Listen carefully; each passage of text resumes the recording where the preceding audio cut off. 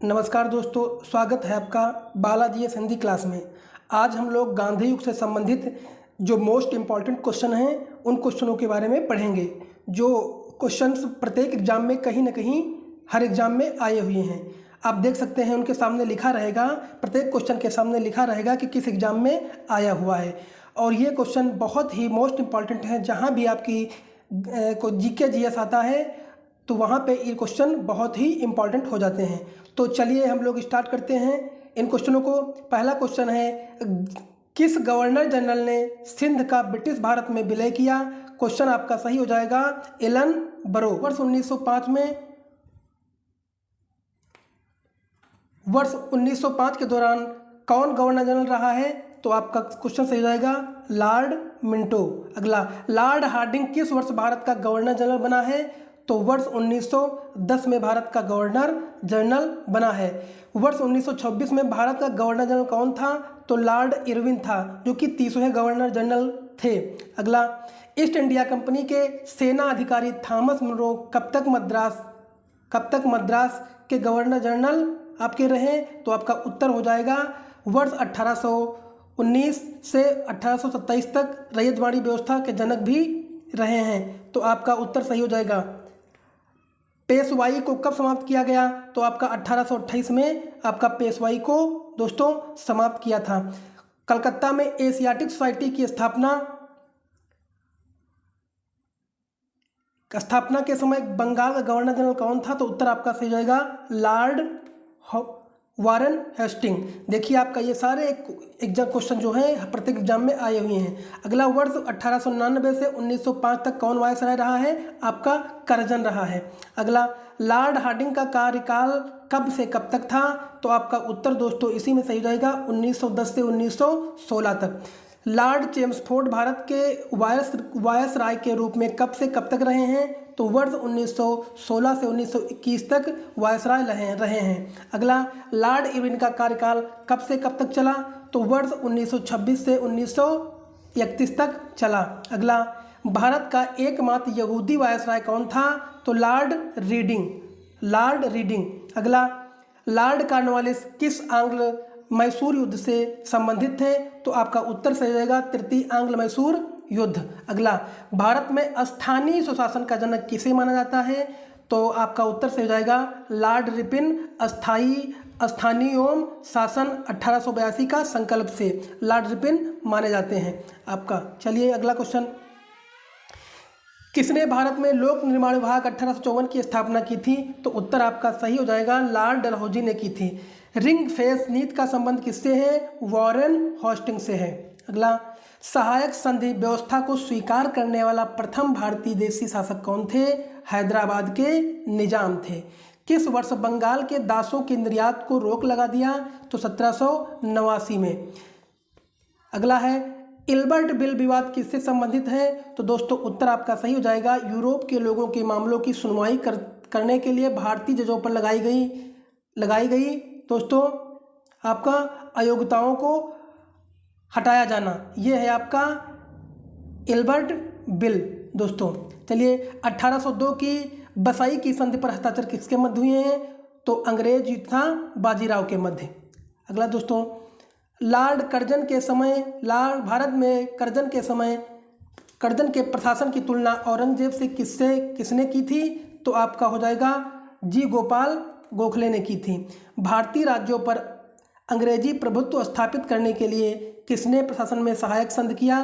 तो Lord Wellesley. आपका उत्तर सही हो जाएगा दोस्तों।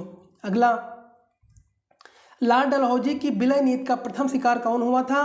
तो आपका ऑप्शन हो जाएगा सतारा हुआ था। लॉर्ड कॉर्नवालिस की कब्र कहाँ स्थित है? तो गाजीपुर में स्थित है दोस्तों। अगला, कौन अवध का ब्रिटिश रेजिडेंट था जब अवध का ब्रिटिश राज में विलय हुआ? तो आपका दोस्तों उत्तर हो जाएगा जेम्स आउटरम। अगला, किस कंपनी ने सर्वप्रथम भारत में रेल यात्रा प्रारंभ की थी? तो ग्रेट इंडियन पेनिनसुला रेल। अगला, बक्सर के युद्ध में अंग्रेज सेना का नेतृत्व किसने किया था? तो हेक्टर मुनरो। अगला, आंग्ल नेपाल युद्ध जिसे गोरखा युद्ध के नाम से भी जाना जाता है, इस युद्ध में अंग्रेजों की क्या हुई थी दोस्तों? प्रतिनिधित्व किसने किया था? तो उत्तर आपका सही हो जाएगा लॉर्ड हेस्टिंग ने किया था। अगला, चतुर्थ आंग्ल मैसूर युद्ध में फ्रांस और टीपू सुल्तान के मध्य किसी प्रकार के गठबंधन को रोकने का प्रयास किस अंग्रेज अधिकारी ने किया था? तो उत्तर आपका सही हो जाएगा लॉर्ड वेलेजली। सहायक संधि किसके मध्य प्रारंभ हुई थी? तो उत्तर सर्वप्रथम पुर्तगाली गवर्नर डुप्ले एवं अंग्रेजों की तरफ से लॉर्ड वेलेजली 1978 से 1905 द्वारा हैदराबाद में सहायक संधि के द्वारा प्रारंभ हुई थी। अगला, किस गवर्नर जनरल ने भारत की प्रसंविधाबद्ध सिविल सेवा का सृजन किया, जो कालांतर में भारतीय सिविल सेवा के नाम से जानी गई है? तो उत्तर आपका हो जाएगा लॉर्ड कॉर्नवालिस। अगला, आंग्ल नेपाल युद्ध किसके शासनकाल में हुआ था? आपका उत्तर हो जाएगा लॉर्ड हेस्टिंग। अगला, कौन एक भारत का प्रथम वायसराय था? तो उत्तर आपका सही हो जाएगा दोस्तों लॉर्ड कैनिंग। अगला, कौन भारत का वायसराय सबसे दीर्घकाल तक रहा है? तो उत्तर आपका सही हो जाएगा लॉर्ड कर्जन। भारत में अस्थायी बंदोबस्त की शुरुआत किसने की थी? तो उत्तर आपका सही है लॉर्ड कॉर्नवालिस द्वारा अस्थायी बंदोबस्त अधिनियम 1973 द्वारा। अगला, अंग्रेजों द्वारा 1843 ईस्वी में सिंध विजय किसके शासनकाल में संपन्न हुआ था? तो उत्तर आपका सही है लॉर्ड एलनबरो के समय में। भारत में प्रथम रेलवे लाइन 1853 में किस ब्रिटिश गवर्नर के समय में बिछाई गई थी? तो लॉर्ड डलहौजी के समय में बिछाई गई थी दोस्तों। चलिए अगला, किस गवर्नर जनरल ने भारत में दास प्रथा को समाप्त किया था? तो उत्तर आपका हो जाएगा लॉर्ड एलनबरो ने समाप्त किया था। देखिए विभिन्न एग्जामों में आए हुए हैं क्वेश्चन, बहुत इंपॉर्टेंट क्वेश्चन है दोस्तों।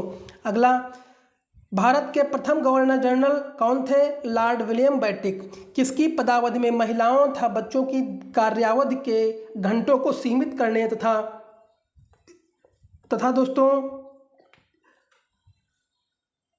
तथा अस्थायी शासन को आवश्यक नियम बनाने के लिए प्राधिकृत करने के लिए प्रथम फैक्ट्री अधिनियम का अधिग्रहण किया गया, वो कौन थे दोस्तों? आपका लॉर्ड रिपन। अगला दोस्तों, सुरक्षा प्रकोष्ठ नीति किससे संबंधित है? तो उत्तर आपका सही हो जाएगा वॉरेन हास्टिंग्स से। अगला, भारतीय पुरातत्व सर्वेक्षण की स्थापना किसके काल में हुई थी? तो उत्तर आपका सही हो जाएगा लॉर्ड कर्जन के समय में। भारतीय लोक सेवा का प्रवर्तन किसने किया था? तो लॉर्ड कॉर्नवालिस ने किया था दोस्तों। किसने सहायक संधि स्वीकार नहीं की थी?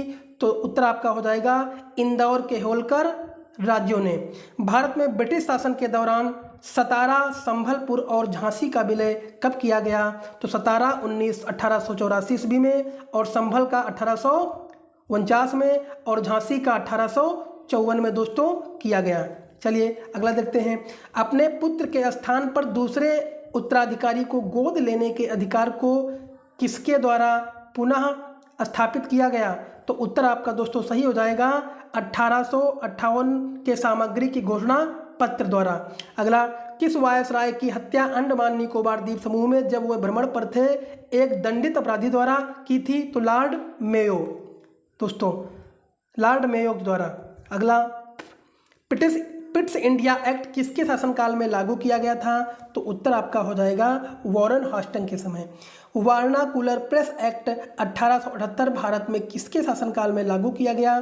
तो लॉर्ड लिट्टन के समय में। अगला, वर्ष 1843 में एल्बर्ट बिल किसके शासनकाल में लाया गया? तो लॉर्ड रिपन के। विधवा पुनर्विवाह अधिनियम किसके शासन में क्रियान्वित किया गया? तो लॉर्ड काइनिन के। सहायक संघ के अंतर्गत हैदराबाद, मैसूर, अवध और सिंधिया किस वर्ष शामिल किए गए? हैदराबाद 1798 ईस्वी में, मैसूर 1799 में, अवध 1801 में, सिंधिया 1804 में शामिल किए गए थे। चलिए आगे बढ़ते हैं। तीसरे आंग्ल मराठा युद्ध 1818 के दौरान अंग्रेज गवर्नर कौन था? तो लॉर्ड हेस्टिंग था। भारत में प्रथम रेल लाइन का निर्माण किन नगरों के बीच हुआ था? तो बम्बई और ठाणे के बीच। 1 नवंबर 1843 को महारानी विक्टोरिया का घोषणा पत्र इलाहाबाद में पढ़कर किसने सुनाया था? तो लॉर्ड काइनिन ने। अगला, 1829 ईस्वी का 17वां रेगुलेशन किसके शासनकाल में लागू हुआ? तो उत्तर आपका हो जाएगा दोस्तों लॉर्ड विलियम बेंटिक के समय। ब्रिटिश भारतीय राज्य क्षेत्र का अंतिम प्रमुख विस्तार किसके शासनकाल में हुआ? तो डलहौजी के समय में हुआ था। अगला, भारत में अंग्रेजों के समय में प्रथम जनगणना किसके शासनकाल में हुई थी? तो उत्तर आपका हो जाएगा लॉर्ड मेयो के काल में। अफगानिस्तान के प्रति एक जोश भरी अग्रनीति का अनुसरण करने वाला गवर्नर जनरल कौन था? तो लिट्टन दोस्तों हो जाएगा।